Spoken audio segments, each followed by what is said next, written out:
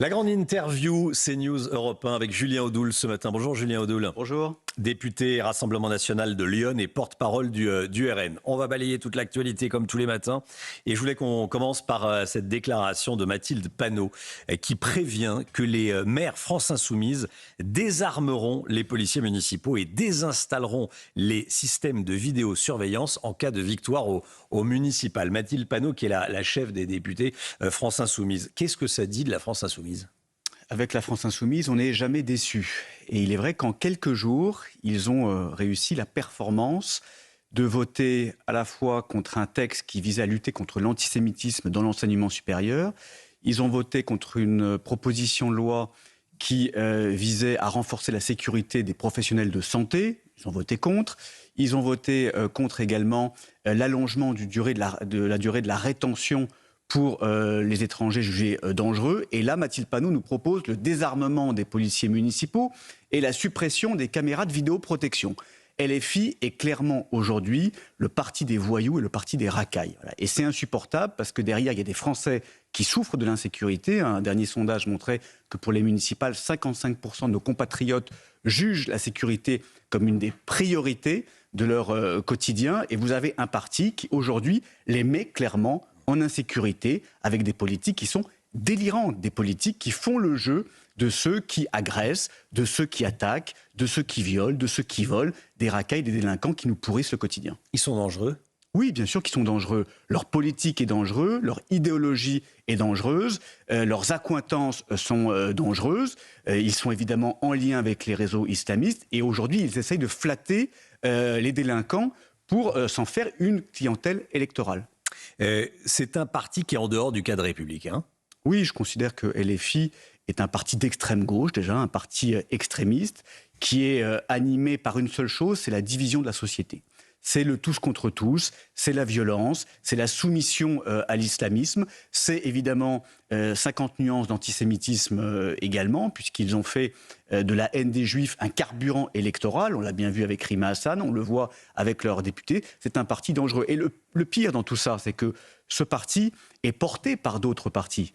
Quand vous avez des macronistes, quand vous avez Gabriel Attal, quand vous avez Gérald Darmanin, qui appellent à des désistements, qui appellent à se retirer pour faire voter pour ces députés d'extrême gauche, ils portent, barrage. Bien sûr, mais ils portent une lourde responsabilité aujourd'hui dans la situation de tension que vit le pays du fait de la présence de cette extrême gauche à l'Assemblée nationale. Un parti dangereux, ça doit être interdit ? Un parti dangereux, ça doit être combattu, déjà. Combattu fermement, combattu sans ambiguïté. Et c'est pour ça que j'en veux à la fois aux macronistes, aux LR, aux centristes, qui font semblant de s'opposer, qui font semblant d'avoir des discours anti-LFI, mais qui, au moment des élections, préfèrent faire barrage au Rassemblement national et préfèrent faire élire des députés communautaristes, islamistes ou antisémites. Je vais vous parler justement au sujet de la police municipale, d'un projet de loi. Le ministère de l'Intérieur, François-Noël Buffet, qui travaille avec Bruno Retailleau, a rédigé un projet de loi qui est dévoilé ce matin dans le Figaro, qui vise à donner plus de pouvoir aux policiers municipaux. Ça va dans le bon sens ? Alors, il y a deux choses. Évidemment que la sécurité est l'affaire de tous et que nos compatriotes sont attachés à ce qu'on la renforce partout. Et vous le savez, sur le terrain, je le vois chez moi dans Lyon, quand il y a besoin d'appeler la police, on se moque de savoir si c'est un policier municipal ou un policier national. On veut que la police arrive et qu'elle ait des moyens d'agir. Pour autant, c'est quand même un aveu d'échec, parce que la sécurité, c'est le régalien, c'est l'État. Or, les gouvernements successifs, et ce gouvernement, celui de M. Retailleau, est incapable de restaurer l'ordre et d'assurer la sécurité pour nos compatriotes. Les chiffres explosent, 1000 coups et blessures par jour, 120 attaques au couteau par jour, y compris dans nos écoles, 3 homicides par jour. La situation est totalement hors de contrôle. Donc on a un gouvernement qui cherche aussi à se défausser, à décharger sa responsabilité, notamment sur les mairies, sur les communes, pour dire la sécurité, c'est vous qui allez vous en charger. C'est un petit peu facile. Aujourd'hui, il faut que le gouvernement finalement s'empare de cette préoccupation qui est celle des Français, arrête de faire semblant, qui est un petit peu l'apanage de M. Retailleau. Après, encore une fois, que les communes aient les moyens d'assurer la sécurité, que les polices municipales aient plus de prérogatives, c'est une bonne chose. Mais regardons le bilan quand même du gouvernement qui a l'apanage normalement du régalien. Julien Audoux, l'invité de la grande interview CNews Europe 1. Je voulais vous entendre sur le voile islamique et plus précisément les burkinis. La mairie de Caril-Rouet, près de Marseille, interdit pour des raisons de sécurité le burkini. Il y a eu un incident en début de mois. Une jeune femme s'est baignée malgré cet arrêté. Vous soutenez cet arrêté qui interdit le burkini à Caril-Rouet ? Oui. Le burkini, qu'est-ce que c'est ? Le burkini est un emblème de l'islamisme. Des frères musulmans qui cherchent à coloniser l'espace public. On le sait depuis des années, nous assistons à des provocations régulières dans les piscines, sur les plages. Nous assistons également à des provocations avec le port du voile dans différentes enceintes, avec des intrusions y compris dans le temps scolaire, dans les activités scolaires. Et c'est pour ça que le Rassemblement national milite et propose l'interdiction des signes religieux ostensibles, dont le voile islamique, dans toutes les activités scolaires, sorties scolaires. D'ailleurs, on attend que M. Retailleau l'interdise, puisqu'il s'était prononcé favorablement pour l'interdiction du voile pour les accompagnatrices scolaires. Donc il faut à un moment donné mettre un terme à cet entrisme, mettre un terme à cette avancée de l'islamisme qui cherche non pas à se séparer, mais à nous coloniser et à nous imposer ces règles de vie qui sont incompatibles avec la République française. Vous êtes favorable à l'interdiction du voile islamique dans l'espace public ? Bien sûr, je pense qu'il faut y aller par étapes. Il faut y aller par étapes et c'est pour ça que nous souhaitons, avec le Rassemblement national, avec Jordan Bardella et Marine Le Pen, déjà protéger le temps scolaire, protéger nos enfants. Aujourd'hui, il y a quand même une absurdité. Vous avez le voile qui est interdit dans les enceintes scolaires, pourtant il est toléré dans les activités périscolaires, dans les sorties scolaires, dans les remises de diplômes. Vous pouvez avoir une remise de diplôme qui concerne des lycéennes, vous avez le préfet, vous avez le recteur et vous avez des élèves voilés. Tout ça, évidemment, favorise l'entrisme islamiste. Pareil dans le sport. Nous attendons l'interdiction du voile dans les compétitions officielles. Elle a été portée au Sénat. J'ai notamment avec Caroline Yadan fait un rapport sur l'entrisme islamiste dans le sport. Nous attendons cette mesure et on voit que rien ne vient et qu'il y a beaucoup d'attentisme et de lâcheté de la part du gouvernement. Mais souvent, ce type d'arrêté ou ce type de décision qui vise à interdire le voile sont invalidés pour des raisons de liberté religieuse.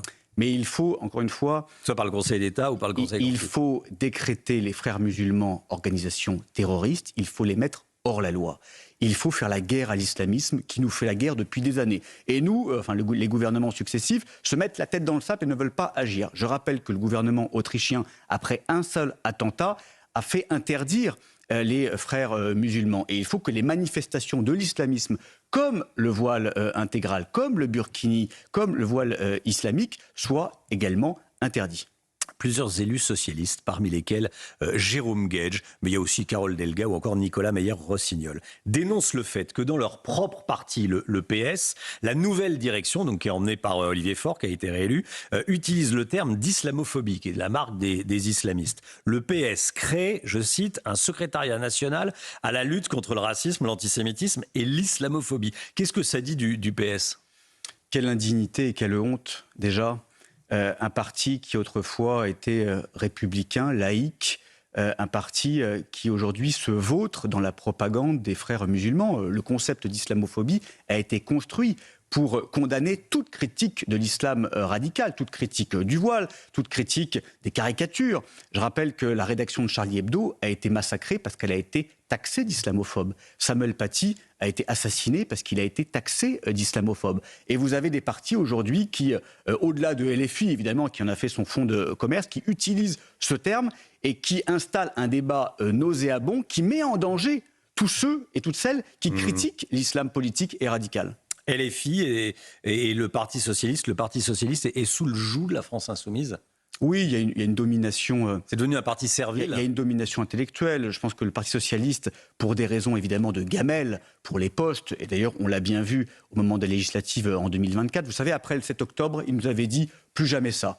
On va rompre cordon sanitaire avec la France insoumise, plus jamais d'alliance. Et puis quand il s'agit de sauver quelques postes et de faire barrage au Rassemblement national, tout le monde s'est réuni et ils ont mis finalement l'antisémitisme de LFI sous le tapis et ils s'en sont accommodés. LFI, comme les écologistes qui sont aussi dangereux, et j'en veux pour preuve d'ailleurs les propos de la députée verte Lisa Bellucco, qui appelle à des sabotages et donc à du terrorisme de la part des militants verts, montre bien que l'extrême gauche aujourd'hui gangrène toute la gauche. Julien Audoul, invité de la grande interview CNews Europe 1. Je voulais vous entendre également sur Boualem Sansal. La grâce n'est pas arrivée ce week-end. Il a jusqu'au 10 juillet, Boualem Sansal, pour se pouvoir en cassation. Quelle doit être désormais la réponse de la France? La fermeté et arrêter de parler, arrêter de communiquer, arrêter de faire semblant. Alors ça serait quoi les premières mesures à prendre? Mais nous avons un régime dictatorial algérien qui, pour Mathilde Panot, n'est pas une dictature. Nous avons un régime qui, clairement, est dans une francophobie assumée. Donc il faut serrer la vis. Plus aucun visa pour ce régime hostile. Plus aucun centime, puisque nous versons 140 millions d'euros. Le contribuable français, vous, moi, on verse pour l'Algérie chaque année. Il faut arrêter les diktats mémoriels, il faut arrêter de se soumettre, il faut arrêter de s'excuser de notre histoire, il faut arrêter de sombrer dans la repentance, il faut un discours de fermeté et il faut tordre le bras au régime algérien pour que notre compatriote soit libéré. Malheureusement, j'ai l'impression que ce n'est pas la voie empruntée par notre gouvernement. Pour le moment, Alger freine des cas de fer pour récupérer les OQTF. Comment est-ce que vous comptez leur tordre le bras avec ces mêmes mesures? Avec ces pressions, effectivement, pressions économiques. Le régime algérien a besoin des visas octroyés par la France. Le régime algérien a besoin de l'argent de la République française. À partir du moment où vous coupez le robinet, mais clairement, pas dans les mots, mais dans les faits, effectivement, le régime algérien va devoir revoir sa position. Et là, la principale des priorités, c'est évidemment libérer Boualem Sansal, qui est un otage. C'est un otage en Algérie, dans des conditions épouvantables. Et malheureusement, nous avons des gens qui cautionnent et qui acceptent que l'un de nos compatriotes soit pris en otage par un régime hostile. Julien Audoul, Bruno Retailleau fait preuve d'une réelle volonté politique de faire baisser l'immigration. Certaines tendances sont à son actif depuis qu'il est à Beauvau. Bruno Retailleau a fait baisser la délivrance de visas longue durée, les admissions exceptionnelles au séjour. Les expulsions de clandestins ont également progressé. En revanche, le nombre de primo-délivrances de type de séjour a augmenté malgré tout. Et la France reste une terre d'accueil très sollicitée par les demandeurs d'asile. Est-ce que vous reconnaissez à Bruno Retailleau cette volonté de faire baisser l'immigration? Ça vous fait sourire? Oui, ça me fait sourire parce que c'est pas vraiment Bruno Retailleau, c'est plutôt Retailleau en termes de chiffres.